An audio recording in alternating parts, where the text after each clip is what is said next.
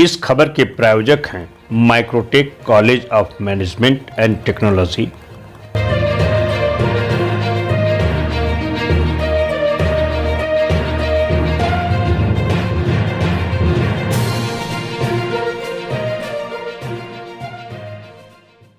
मित्रों, हमारी सरकार ने जब से संविधान हत्या दिवस मनाने का निर्णय लिया है तो संविधान की रक्षा का स्वांग रचने वाले बहुरूपियों के हृदय में बड़ी वेदना शुरू हो गई है और वो ये कह रहे हैं कि 50 साल पुरानी बात की आवश्यकता क्यों है। जो लोग खुद सीधे 80-85 साल पीछे जाकर ये दावा करने लगते हैं हर बात में कि आजादी की लड़ाई उनका वन एंड एक्सक्लूसिव कॉपीराइट था, वो उस स्वतंत्रता संग्राम में बलिदानियों के बलिदान के बाद पाई हुई स्वतंत्रता के साथ क्या किया, ये आज की पीढ़ी को जानने की आवश्यकता है। बहुत स्पष्ट रूप से मैं देश की जनता को याद दिलाना चाहता हूं, क्योंकि आज की डेट में जो लोग 60 या 62 वर्ष से कम आयु के हैं, उनकी लिविंग मेमोरी में या उनकी जीवंत स्मृति में आपातकाल का विषय नहीं है। आपातकाल वो था, संविधान की हत्या क्या होती है यह समझने की आवश्यकता है। पॉइंट नंबर 1, देश के सभी नागरिकों के अधिकार समाप्त कर दिए गए थे, सभी मूल अधिकार समाप्त कर दिए गए थे। यहां तक कि कोर्ट की प्रोसीडिंग में यह भी बात आई है कि आपके स्वतंत्र घूमने का अधिकार और जीवन का अधिकार भी समाप्त था। इस प्रकार की भी समाचार और सूचना आई थी कि अगर कोई किसी को गोली भी मार दी जाए और पुलिस कुछ भी कर रही हो तो मिलॉर्ड आप सिर्फ देखते रह सकते हैं। पॉइंट नंबर 2, यदि आपको पुलिस पकड़ ले जाए तो आप कोर्ट में नहीं जा सकते थे। DIR और मीसा दो ऐसे रूल थे, डिफेंस ऑफ इंडिया रूल और maintenance of internal security act, जिसके तहत आपको कोर्ट में जाने यानी बेल के लिए, बेल मिलना एक चीज है, बेल के लिए अप्लाई करने का अधिकार नहीं था। Point number 3, defence of India rule इस पॉइंट पर भी लग सकता था कि अगर किसी सार्वजनिक स्थल पर खड़े होकर आप सिर्फ इतना बोल दें कि इंदिरा गांधी की सरकार हटानी है, इतने में आपको इस प्रावधान के तहत जेल में डाला जा सकता था, जिसमें आप बेल के लिए भी अप्लाई करने के हकदार नहीं थे। पॉइंट नंबर 4, सारा विपक्ष जेल में था। पॉइंट नंबर 5, सिर्फ राजनीतिक नेता नहीं थे, 1.25 लाख से 1.5 लाख लोग, आम जनता और राजनीतिक कार्यकर्ता 18 महीने जेल में रहे। तो विषय सिर्फ इतना साधारण नहीं था। पॉइंट नंबर 5, 38वां और 39वां संविधान संशोधन करके सरकार के किसी भी निर्णय पर न्यायिक समीक्षा का अधिकार समाप्त कर दिया गया था। यानी न्यायालय सरकार के किसी भी निर्णय की कोई टीका टिप्पणी समीक्षा नहीं कर सकता था। और पॉइंट नंबर 6, संविधान की प्रस्तावना, जिसे बाबा साहब अंबेडकर ने संविधान की उद्देशिका, प्रीएम्बल ऑफ द कॉन्स्टिट्यूशन, जिसे संविधान की आत्मा कहा था, उस संविधान की आत्मा को बदल दिया गया था। उसमें सेकुलर और सोशलिस्ट वर्ड डाल दिया गया था, तब जब विपक्ष पूरा जेल में था। इसलिए, और यह क्यों किया गया था, यह भी ध्यान देने की आवश्यकता है। छत्तीसगढ़ के मुख्यमंत्री जी का एक प्रसिद्ध बाइट है जिसमें वो कह रहे हैं कि इंदिरा गांधी जी में साहस था, इसलिए उन्होंने आपातकाल लगाया। और पॉइंट नंबर 6 के बाद पॉइंट नंबर 7, मामला सिर्फ इतना नहीं था, देश से ऊपर एक नेता को कर दिया गया था, इंदिरा इज इंडिया कर दिया गया था। तो ये कांग्रेस के 7 कृत्यों के 7 जवाब हमें आज चाहिए। संविधान की 7 तरीके से हत्या करने वाले लोग। और इंडिया इज इंदिरा का नारा कांग्रेस के तत्कालीन राष्ट्रीय अध्यक्ष देवकांत बरुआ का था, और इजराइल हमास पे संघर्ष पे प्रस्ताव पारित करने वाली कांग्रेस वर्किंग कमेटी ने आज तक आपातकाल की आलोचना करते हुए, इंदिरा जी की आलोचना करते हुए और डीके बरुआ के इस वक्तव्य की निंदा करते हुए प्रस्ताव नहीं पारित किया है। अगर आप ऐसी किसी चीज पे प्रस्ताव पारित कर सकते, मुझे दिखाएं वो सीडब्ल्यूसी का कहां प्रस्ताव है कि हमने माफी मांगी, हमने निंदा की और देश से ऊपर एक नेता को कर दिया। और यह विचार प्रेरित कहां से था? मैं पहले भी बोल चुका हूं सदन में और आपको रिपीट करता हूं कि 1934 में नाजी पार्टी का न्यूरेमबर्ग में कन्वेंशन हुआ, जिसमें नाजियों की बड़ी प्रसिद्ध फिल्म थी ट्रायम्फ ऑफ द विल। उसका मंचन कराने के बाद हिटलर के राइट हैंड आदमी रूडोल्फ हेस ने एक नारा लगवाया था, Hitler is Germany and Germany is Hitler. ठीक वही भाव, Indira is India and India is Indira. इसलिए संविधान की हत्या क्या होती है यह समझने की आवश्यकता है। और मैं एक और बात कहता हूं, यह तो सिर्फ उसकी पीक थी, यह हुआ क्यों था? महत्वपूर्ण बात यह भी है, यह हुआ क्यों था? आज शिवसेना के एक नेता संजय राउत जी ने यह कहा है कि आपातकाल इसलिए जरूरी था कि एनार्की हो गई थी। मैं पूछना चाहता हूं इंडी गठबंधन के लोगों से कि जयप्रकाश नारायण के नेतृत्व में हो रहा वह पवित्र जेपी आंदोलन एनार्की था? मैं लालू प्रसाद यादव जी से पूछना चाहता हूं, अखिलेश यादव जी से पूछना चाहता हूं कि आपके पिताजी मुलायम सिंह यादव जी एनार्की के हिस्से थे? सत्ता लोलुपता में आज अपने ऊपर आप अराजकता का स्टैंप भी लगाने को तैयार हो गए। और अब मैं बताना चाहता हूं कि वो एनार्की क्या थी, ये इमरजेंसी लगी क्यों थी। भारत के इतिहास में एक ही उदाहरण है जब किसी प्रधानमंत्री को चुनावी धांधली और चुनाव में भ्रष्टाचार का दोषी पाया गया।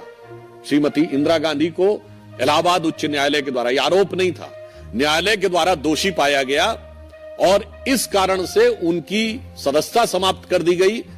वो सुप्रीम कोर्ट गई, सुप्रीम कोर्ट ने कहा कि सदस्यता तो रहेगी परंतु आपकी सांसद के रूप में कोई काम नहीं कर सकती, 6 साल लड़ने प्रतिबंध था, आप सदन की कार्रवाई में भाग नहीं ले सकती, वोटिंग नहीं कर सकती। तब ये इमरजेंसी लगाकर वो जो संविधान का 38वां और 39वां संशोधन था वो रेट्रोस्पेक्टिवली लगाया गया, यानी भूतलक्षी प्रभाव से लगाया गया कि और प्रधानमंत्री पर कोई टिप्पणी कोर्ट नहीं कर सकता, प्रधानमंत्री के किसी निर्णय की कोई समीक्षा नहीं कर सकता। इसलिए संविधान की उस घनघोर और दुर्दांत हत्या की स्मृति के लिए यह आवश्यक है। और यह क्यों हुआ यह भी मैं बता देता हूं। ऐसा नहीं कि सब कुछ सिर्फ 1975 में हुआ, उससे पहले। और मैं एक और आज एक गंभीर सवाल करना चाहता हूं। बहुत सी फॉरेन की इंटेलिजेंस एजेंसीज की रिपोर्ट्स जो डिक्लासिफाइड हो चुकी हैं और कईयों ने पब्लिश भी किया है, मैं इस कैविएट के साथ बोल रहा हूं, कांग्रेस पार्टी को उसमें अगर आपत्ति है और हिम्मत है तो उन पर मुकदमा करना चाहिए। Mitrokhin's archive KGB and the world part 2 जिसमें भारत का उल्लेख है, उसमें तो क्या क्या वर्णन है कि इमरजेंसी के दौरान विदेश की शक्तियां किस ढंग से भारत की सत्ता को संचालित कर रही थीं, कहां कहां तक हस्तक्षेप कर रही थीं। क्यों नहीं तक कांग्रेस ने आज तक उन पर मुकदमा किया या आपत्ति की? तो मैं आज पूछना चाहता हूं कि आज ये जो बहुरूपिया स्वांग बनाकर आए हुए हैं, संदेह उत्पन्न होता है कि आज कौन सी शक्तियां संचालित कर रही हैं। क्योंकि ये चुनाव भारत के इतिहास का पहला चुनाव था जब किसी विदेश में बैठे हुए धन कुबेर ने बाकायदा बयान दिया था प्लेज करते हुए कि मैंने $1 बिलियन रखा हुआ है मोदी जी को सत्ता से बाहर करने के लिए। तो मैं इसलिए कह रहा हूं इमरजेंसी के समय में भी, और मैं कई किताबें गिना सकता हूं, पर मैंने एक का नाम इसलिए लिया है कि इनको हिम्मत हो तो इनके उस पर जाकर प्रतिवाद करना चाहिए, जिसने कहा था कि उस समय किस सीमा तक सरकार पर शिकंजा था विदेशी शक्तियों का। अब उल्लेखनीय बात यह है कि आज वो सारे लोग जिनका खुद का के ऊपर जुल्म हुआ था, वो जुल्म करने वाले के साथ खड़े हो गए। अब मैं याद दिलाना चाहता हूं, यह प्रवृत्ति इनकी हमेशा से थी।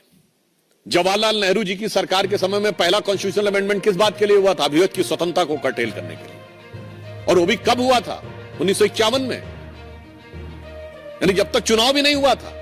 अरे भाई, चुनाव होंगे तब लोग बोलना शुरू करेंगे तो आपको आपत्ति समझ में आती है। कॉन्स्टिट्यूएंट असेंबली के माध्यम से परिवर्तन कर दिया था, ये बात भूली जा सकती है क्या?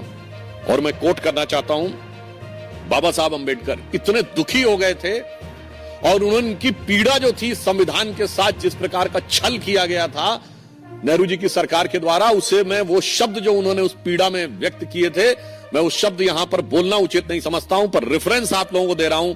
19 मार्च 1955 राज्यसभा की प्रोसीडिंग में उन्होंने कहा कि मैंने तो एक पवित्र मंदिर बनाया था देवता को स्थापित करने के लिए, और उसको किस प्रकार से उस मंदिर के साथ क्या किया गया है, ये उनके शब्दों में कोई भी व्यक्ति जाकर स्वयं पढ़ सकता है। संविधान की हत्या उस समय होती थी यदि केवल एक आर्टिकल लिख दे कोई व्यक्ति कि मुझे नेहरू की कार्यशैली में हिटलर की छवि नजर आती है, तो मजरूर सुल्तानपुरी 2 साल जेल में रहते। संविधान की हत्या यह थी कि अगर किशोर कुमार यह कह दें कि मैं कांग्रेस के द्वारा प्रायोजित एक पब्लिक प्रोग्राम में नहीं जाऊंगा, तो ऑल इंडिया रेडियो पर सारे गाने बंद हो जाते थे। और फिर इसके उपरांत अभी आप हाल, और यह प्रवृत्ति मुसलसल चलती रही। जब राजीव गांधी जी आए तो याद करिए, पोस्ट एंड टेलीग्राफ एक्ट क्या था कि आपकी चिट्ठी कोई भी खोल के पढ़ सकती थी सरकार, यह एक्ट लाया गया था।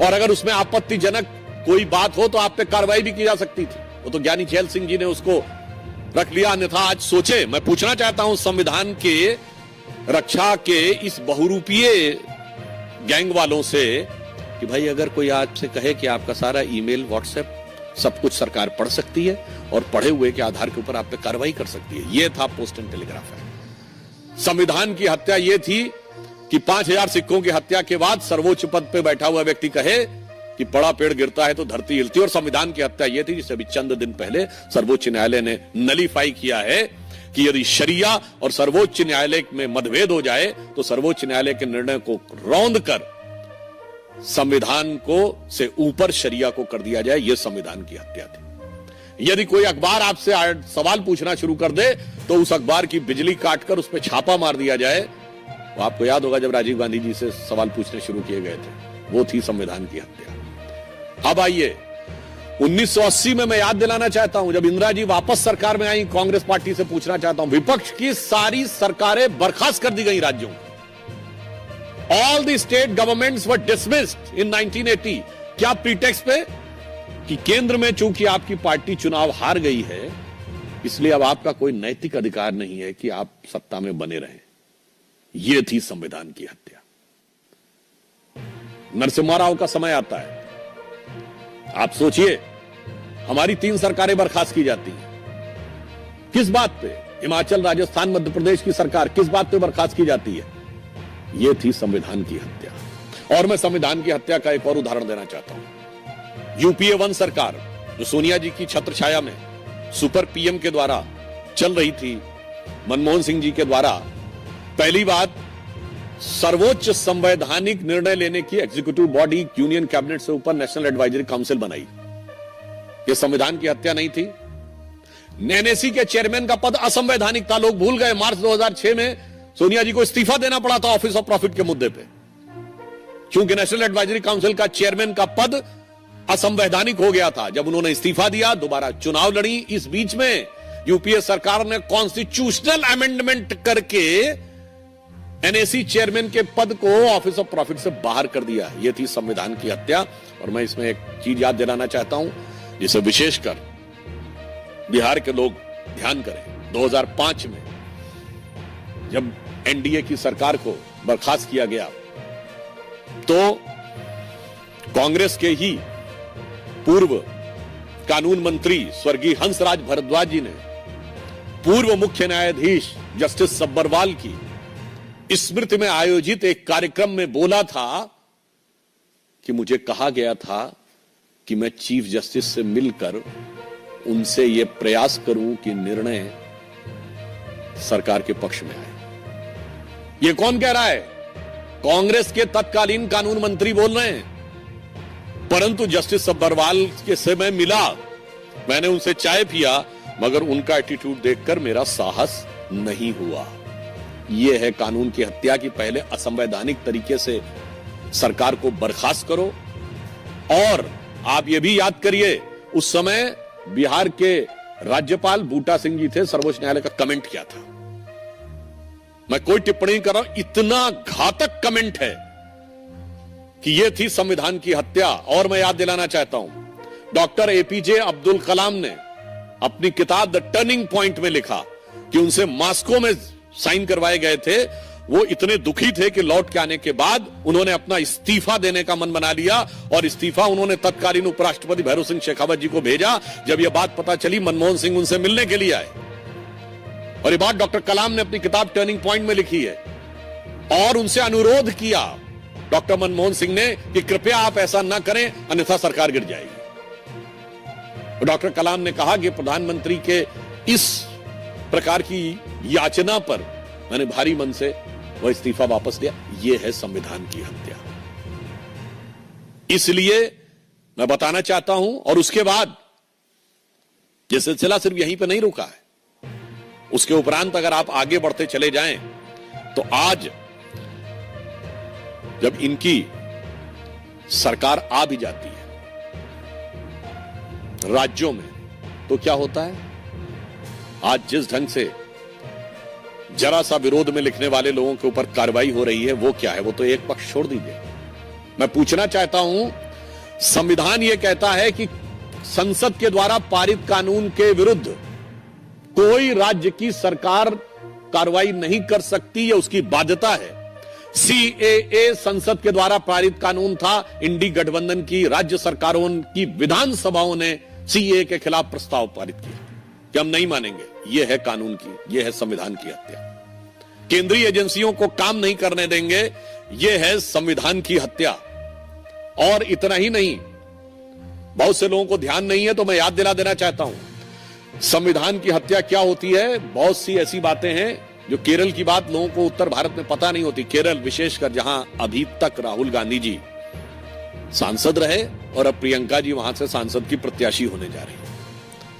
मार्च 2006 में केरल की विधानसभा ने एक सर्वसम्मत प्रस्ताव पारित किया कि कोयंबटूर हमले के मुख्य आरोपी अब्दुल नसीर मदनी, जो तमिलनाडु की जेल में है, उसे रिहा कर दिया जाए। विधानसभा ने प्रस्ताव पारित किया है और 117 के 117 एमएलए, सारे कांग्रेसी और सारे कम्युनिस्ट ने प्रस्ताव के समर्थन में वोट किया है। यह संविधान की हत्या नहीं है।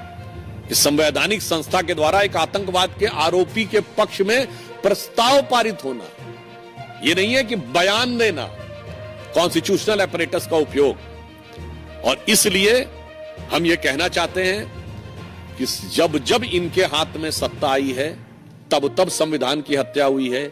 जितनी इनके हाथ में सत्ता आई है, अगर राज्य में आई है, तो उतनी संविधान की हत्या की गई है। और 1975 उसका सबसे गहरा और काला अध्याय है। यह तो भारत की जनशक्ति की, भारत की लोकतंत्र की शक्ति की प्राण शक्ति थी, जिसने उसके ऊपर विजय प्राप्त करने में सफलता हासिल की। इसलिए मैं कहना चाहता हूं कि कल तक जो संविधान की हत्या के मुसलसल गुनहगार हैं, कल तक संविधान की हत्या के जो मुसलसल गुनहगार हैं, वही आज संविधान बचाओ के फर्जी झंडा बरदार हैं। धन्यवाद। कंटिन्यूअस, मुसलसल, मुसल मतलब पूरा, मुसलसल मतलब कंटिन्यूटी, निरंतरता में। आनंद।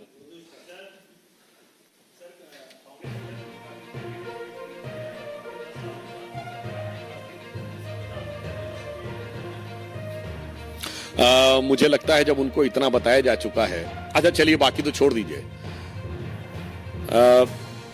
खड़गे जी सदन के पटल पे खड़े होकर बोल चुके, मैं तो जो हूं सोनिया जी की वजह से हूं। ये बताइए, नेता प्रतिपक्ष बड़ा है या सांसद बड़ा है? और उन्हें याद नहीं है कि संविधान के द्वारा निर्धारित सर्वोच्च संस्था कैबिनेट का प्रस्ताव फाड़ने वाले, यह संविधान की हत्या नहीं है। तो इसलिए मुझे लगता है कि यह भी उनको किसी से कहलवाया गया है। मोहित भाट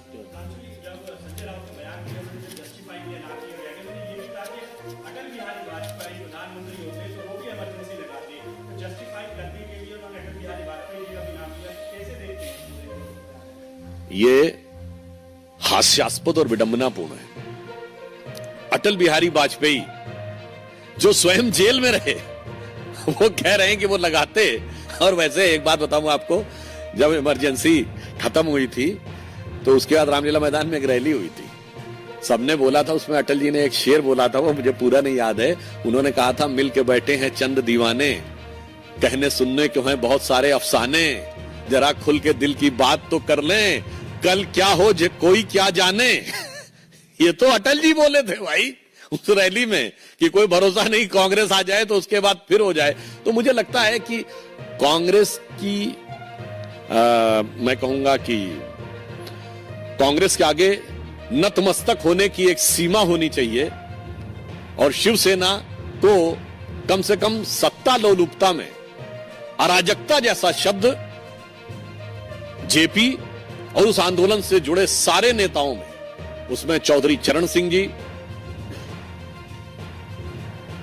कर्पूरी ठाकुर जी, बहुत बड़े बड़े लोग आज के समय में उनके साथ खड़े हुए, लालू जी, मुलायम जी, डीएमके के नेता अटल जी, अडवाणी जी, मुझे लगता है सबको अराजक कहना यह भारत के लोकतंत्र की संघर्ष क्षमता का अपमान करना है। क्लाउन टाइम्स यूट्यूब चैनल की खबरों को आगे भी देखने के लिए चैनल को लाइक करें, सब्सक्राइब करें, बेल आइकन को प्रेस जरूर करें। क्लाउन टाइम्स की खबरों को फेसबुक पेज पर देखने के लिए पेज को लाइक जरूर करें।